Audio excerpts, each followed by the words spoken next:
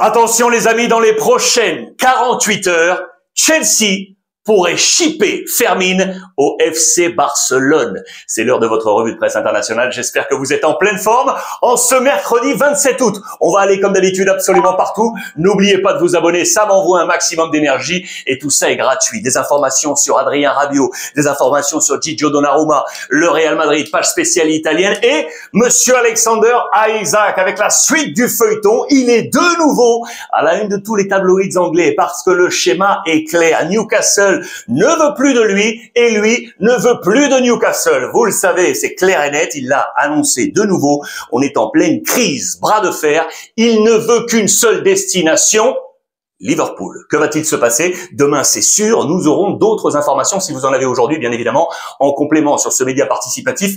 Vous envoyez tout ça en commentaire sur les différentes plateformes. Regardez ici en manchette. Je vous emmène maintenant du côté de Manchester City avec la suite là aussi du feuilleton Gigio Donnarumma. Paris Saint-Germain va-t-il rester, oui ou non? La presse française en parle éventuellement ce matin. Personne ne serait gagnant dans cette affaire, mais les tabloïds anglais veulent croire encore à ce transfert à Manchester City. On nous parle de 26 millions de livres, mais une condition sine qua non, toujours la même. Ederson, le gardien actuel, qui n'a pour l'instant pas joué les premières journées de championnat, puisqu'il est en discussion, vous le savez, avec Galatasaray. Je vous rappelle qu'il était le premier gardien que Guardiola était allé chercher à Benfica pour 35 millions de livres à l'époque. Aujourd'hui, sortant, s'il sort, eh bien voilà, Gigio Donnarumma pourrait, oui, rejoindre Manchester City. Affaire à suivre. On parle d'Isaac, bien évidemment. Et c'est là que je vous emmène et aussi à la une du Daily Telegraph. Une nouvelle affaire juridique, on va le dire, parce qu'il y a un chouïa de vide dans les transferts, notamment entre académies, avec les mineurs du côté de l'Angleterre. Et là, ça concerne le dernier talent sorti. N'Gui Moha, les amis, qui a donné la victoire à Liverpool à l'ultime seconde sur la pelouse de Newcastle. Vous le savez, il a 16 piges. Où était-il lorsqu'il était petit? À Chelsea, les amis. À Chelsea. Regardez ici, à la fin des années 2000, il a ce petit maillot avec un costume, la petite cravate, le maillot bleu de Chelsea avec le numéro 9. Et puis là, 2024, il a ce maillot de Liverpool. Et du coup, eh bien, Chelsea est en train d'étudier toutes les voies légales pour voir comment, éventuellement, dans ce transfert et ce passage, aujourd'hui, les académies peuvent être rémunérées sur ce type de transfert. Affaire à suivre. C'est un dossier très intéressant. En parlant de Chelsea, ça nous emmène du coup, logiquement, sur le dossier Fermin. Le gros dossier du jour, regardez ça, la presse catalane qui nous annonce très clairement qu'en 48 heures, tout pourrait être réglé. On nous parle d'une somme aux alentours de 60 millions d'euros. Ce n'est pas rien, notamment ici avancé à la une de Sport. En ouvrant les pages intérieures, que se passe-t-il? Un all-in à l'anglaise pour Fermin. Mais attention au coach Hansi Flick. Je vous rappelle qu'il l'avait titularisé comme un message envoyé à Deco lors de la première journée, mais il l'avait également laissé sur le banc complet sur le match de la deuxième journée pour être dans la concurrence, vous le savez, pour avoir ce groupe XXL du côté du Barça. Pour autant, il résiste. Il veut impérativement le voir rester. Il a déjà perdu Inigo Martinez, son défenseur central titulaire de la saison passée, parti du côté de Al Nassr. Il reconstruit avec Araujo et Koubarsi. Il envoie le message à Deco pour qu'il reste depuis le début de l'été à ce poste qui est celui de Fermin de media punta dans l'axe juste derrière l'attaquant. Il a déjà utilisé 7 joueurs, les amis. 7. Les journées sont passées et puis la Liga a démarré. 4 profils se distinguent pour ce poste de media punta aujourd'hui. Dani Olmo, Fermin, Gavi et dernièrement Rafinha. On l'a vu lors du dernier match de championnat, il était positionné titulaire juste derrière Ferran Torres.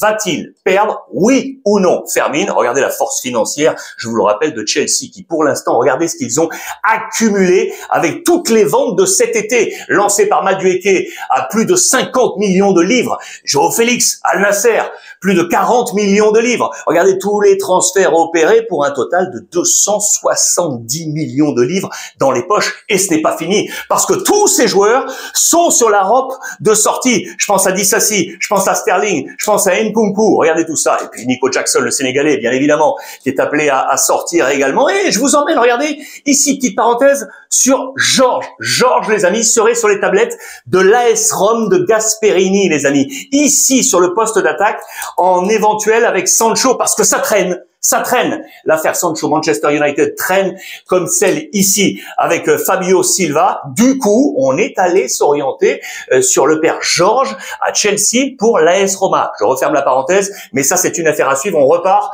avec le Barça. Donc, Fermin, on attend l'appel éventuellement pour confirmer de la part de Chelsea. Mais attention, on nous dit dans les colonnes de Marca qu'il ne serait pas le seul éventuel sortant. Casado, vous le savez, Casado pourrait éventuellement également sortir.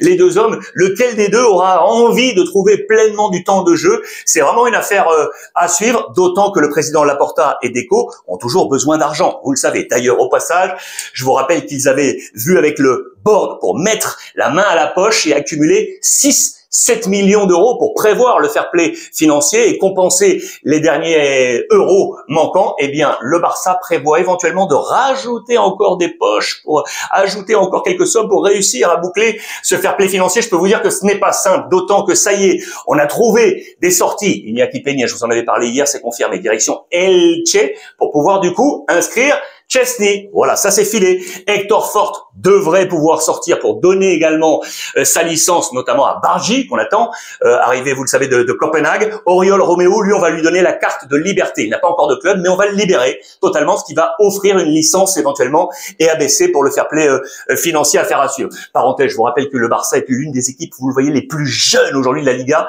et du continent européen. Grosse gestion d'Hansi Flick. Les réunions autour de Deco et de Laporta sont en train, donc, du coup, de s'accélérer. Ferran Torres est en train de réussir un très bon début de saison dans la complémentarité et la concurrence avec Lewandowski. Le sélectionneur De La Fuente en fait son numéro 9. Il sera le numéro 9 de l'Espagne à faire à suivre. En attendant, on ne sait toujours pas si Joan Garcia, le nouveau gardien du Barça, serait le nouveau gardien de la sélection espagnole. Là, le sélectionneur a laissé planer le doute. Il y a des titulaires déjà du côté de l'Espagne et c'est à faire à suivre. Et puis enfin, je vous en ai une nouvelle fois parlé hier. C'est de nouveau avancé. Regardez, dans la presse catalane, je vous rappelle que le jeune Camerounais de Villarreal, Eta Eyong, est bien, je le certifie, sur les tablettes du FC Barcelone, qui veut pas se presser. Bien évidemment, ça on est d'accord, mais c'est bien un dossier très très prenant, il est très bien conseillé, il y a la première ligue qui est sur lui, des équipes italiennes, des équipes espagnoles, affaire à suivre, il est bien à Villarreal, il a bien démarré la saison,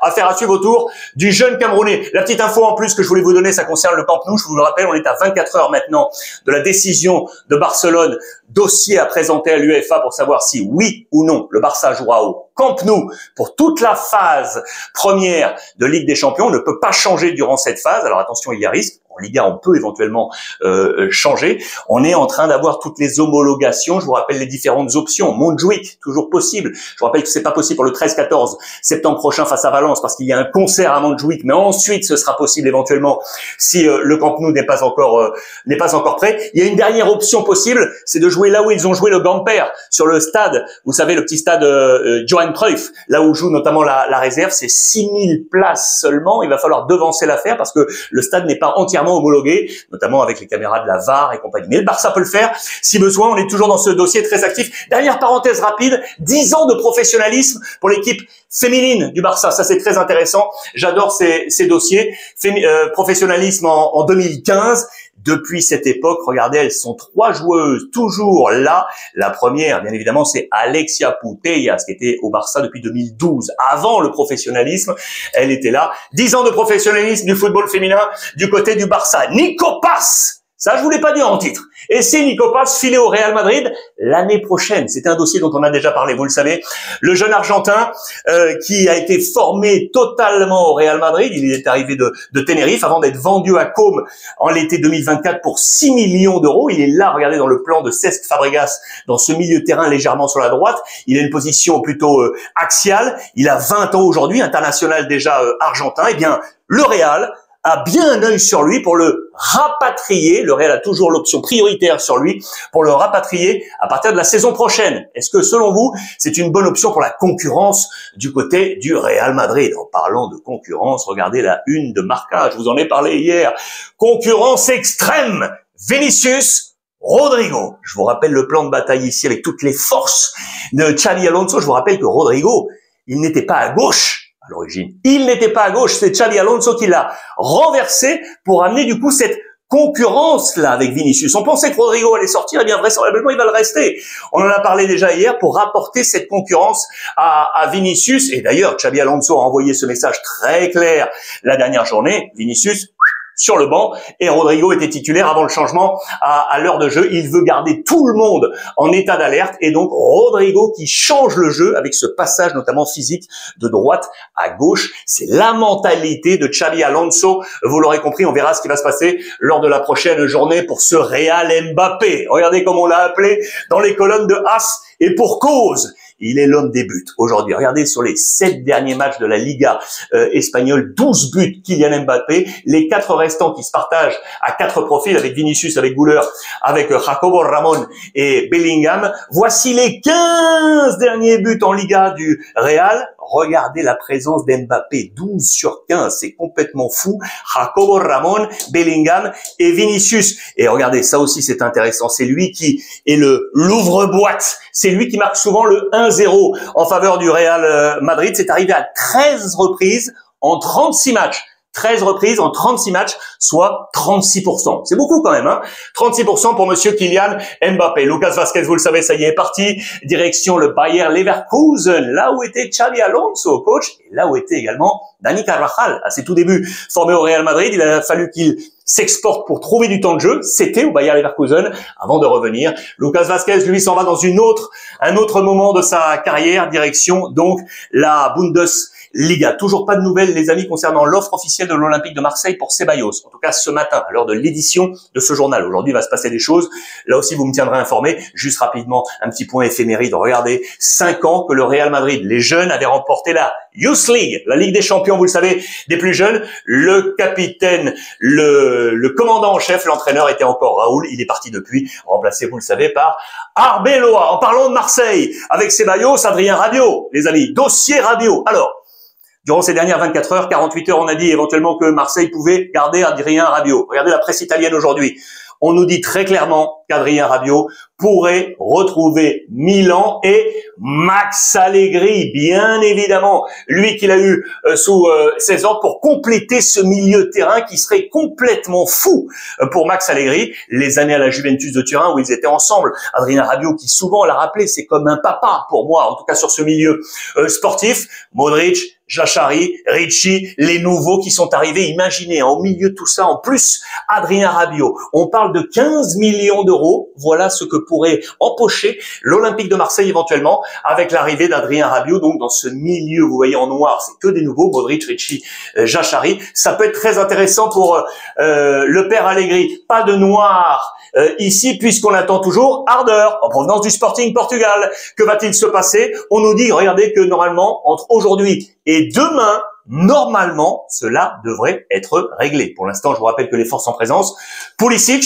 qui était arrivé de Chelsea, Jiménez, qui était arrivé de Feyenoord, et Chukwueze, qui était arrivé de Villarreal. Il serait le 6e Danois sous les couleurs de l'AC Milan. Regardez avec notamment ceux qu'on connaît bien, Kier ou encore Brian Laudrup. Le dossier Randal Kolo Muani, les amis, où est-ce qu'on en est? Où est-ce qu'on en est? On le veut à la Juve. Igor Tudor le veut absolument pour ses lignes d'attaque. Je vous rappelle que pour l'instant, regardez dans ce 11 type de nouveau par rapport à toutes les acquisitions, c'est João Mario et Jonathan David, vous le savez, arrivés de Lille. On attend les sorties. On attend les sorties à la Juve pour pouvoir avoir les caisses suffisantes pour le faire venir. Le compte à rebours est là, attention, hein.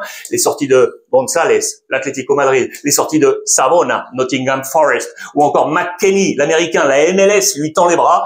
Ces 3 hommes doivent sortir si on veut faire venir le père Randal Kolo Muani. Diouf, l'ancien Lensois, qui est au cœur du jeu et de la transformation de l'Inter. Regardez tout ça avec ces 2 visages. Sukic, qui est superbe, ici dans regardez ce schéma avec Çalhanoğlu, Barella, Dumfries et Di Marco. Il est là, Sukic, il a été très bon là dans le dernier temps de jeu derrière Thuram et Lautaro. Si on change de schéma, avec plutôt ce poste en triangulaire, on a vu Diouf entrer qui a apporté énormément. Ces 2 hommes sont dans la base de la transformation, vous l'aurez compris, de l'Inter, du nouveau coach Chivu. Højlund, là aussi on est dans le money time pour le voir rejoindre le Napoli. Je vous rappelle qu'il était arrivé à Manchester United en provenance de l'Atalanta pour 77 millions d'euros. Son salaire actuel à Manchester United, c'est 4 millions d'euros. L'offre du Napoli, c'est 4 millions en prépayant, 4 millions en prépayant avec une option à 40 millions en fonction de la qualification, notamment en prochaine Ligue des Champions pour le Napoli. Et pour lui, pour le joueur, ça sera un contrat de 5 ans à 5 millions, plus